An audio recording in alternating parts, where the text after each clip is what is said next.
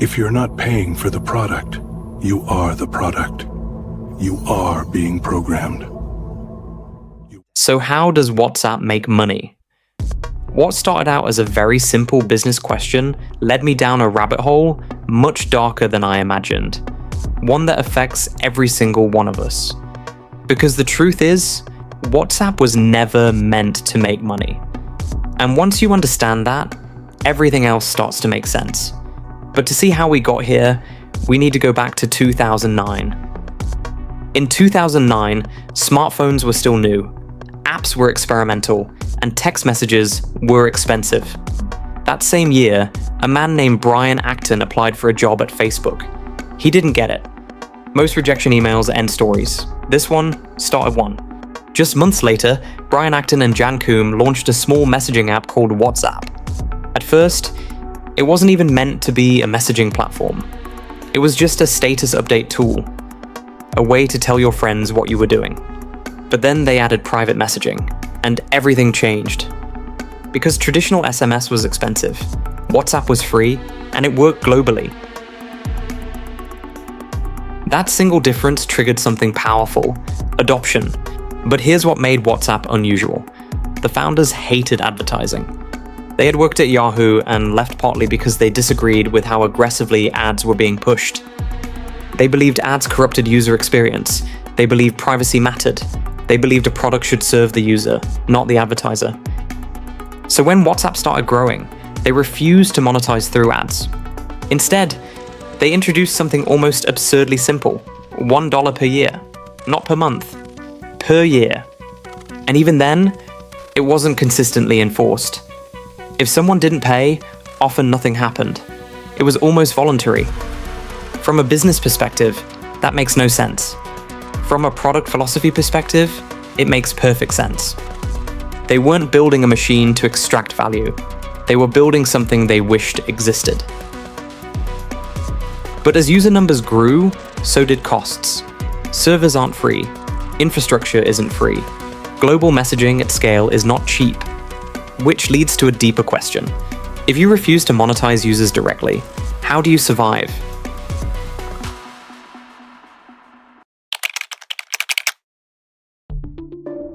Here's where things get interesting. WhatsApp had something incredibly powerful: the network effect. The network effect means a product becomes more valuable as more people use it. A messaging app with one user is useless. With 2 users, it works. With 1 million users, it becomes essential. With hundreds of millions, it becomes infrastructure. And once an app becomes infrastructure, leaving it becomes almost impossible. Switching cost isn't financial, it's social. You don't leave WhatsApp because your friends, your family, your coworkers, everyone is there. Even if a better app exists, this is digital gravity, and investors understood this. Even though WhatsApp wasn't very profitable, venture capital firms saw something more important than revenue. They saw scale, they saw velocity, they saw inevitability. Sequoia Capital invested millions. And here's the unusual part: WhatsApp resisted investor interference. No ads, no aggressive monetization, just growth. Because in tech, growth is currency. Profit can come later. Control comes first. By 2013, WhatsApp had hundreds of millions of users. It still wasn't generating massive revenue, but it had something far more valuable: a global communication graph. And that's when Facebook made its move. In 2014, Facebook acquired WhatsApp for $19 billion. WhatsApp was generating only around $1 to $2 million in revenue prior to acquisition. $19 billion for a barely profitable messaging app. Why? Mark Zuckerberg said something revealing at the time. He didn't talk about revenue, he talked about scale. I mean, when you're looking at something that could reach 1 billion people, that's rare. That kind of scale just doesn't happen often. So, you think... That was the key. Facebook wasn't buying WhatsApp for profit. They were buying it for position. Because WhatsApp controlled something Facebook didn't fully own: phone numbers. And phone numbers are powerful. They bridge online identity with offline identity. They're persistent, they're difficult to fake. They're globally standardized. by acquiring WhatsApp. Facebook gained access to a massive identity layer. Not message content. Those were encrypted. But metadata. And metadata is gold.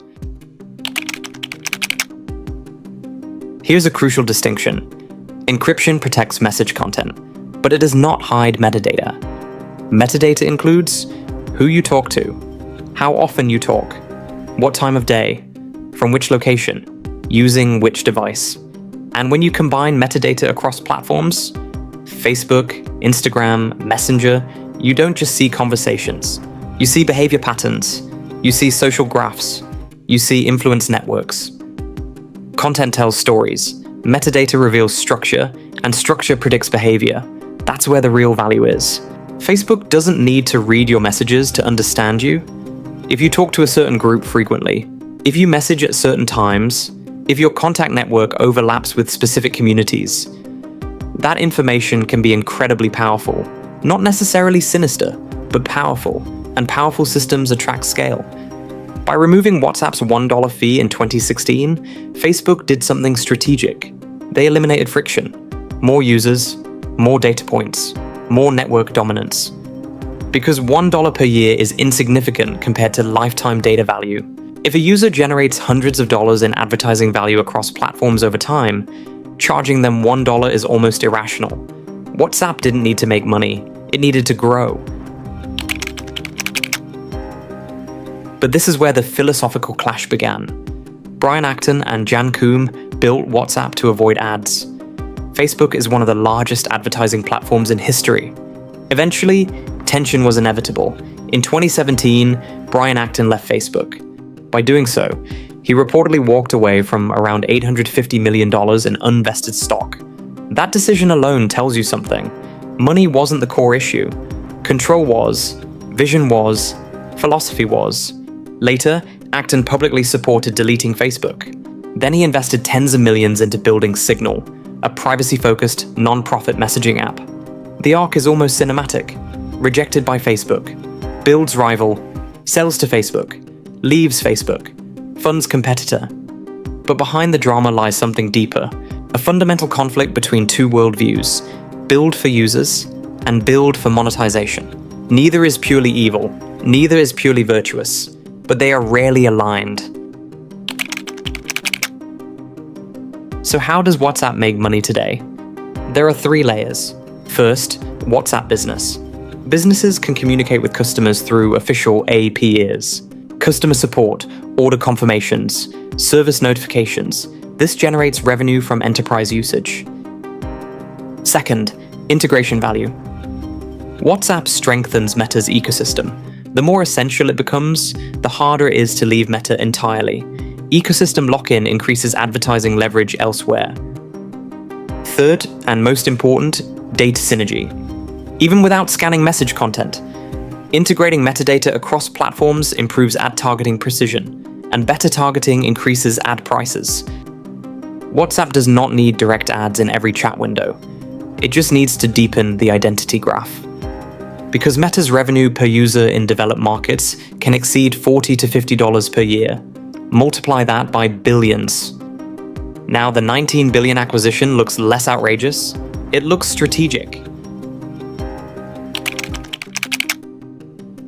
If privacy concerns exist, why do billions still use WhatsApp? Because convenience beats ideology, because social gravity is stronger than individual resistance, because switching only works if everyone switches. Network effects create stability, not because users are ignorant, but because coordination is hard. Signal may be more private, Telegram may offer different features, but unless your entire network migrates, you stay. This is the paradox of digital infrastructure. Once it becomes embedded in daily life, it becomes invisible. And once invisible, it becomes normal. This story isn't really about WhatsApp. It's about platform economics. It's about how free services are funded.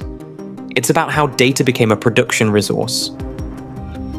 Most companies collect data. Retail loyalty cards track purchases. Websites track clicks. Streaming platforms track watch time. The modern internet runs on behavioral prediction. and that prediction funds free access. Without advertising revenue, many platforms would either charge subscription fees or not exist at scale. This isn't a conspiracy, it's an economic structure, but structures deserve scrutiny, because power concentrated at scale changes society. When one company owns communication layers, identity layers, and attention layers, it becomes infrastructure, and infrastructure shapes behavior, not through force, through design.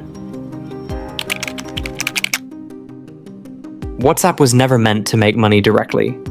It was meant to become indispensable, and once something becomes indispensable, its value multiplies far beyond revenue. And that is the real story behind the $19 billion bet. If this video helped you understand the structure behind free platforms, consider subscribing. We explore the systems shaping the modern internet, without the noise,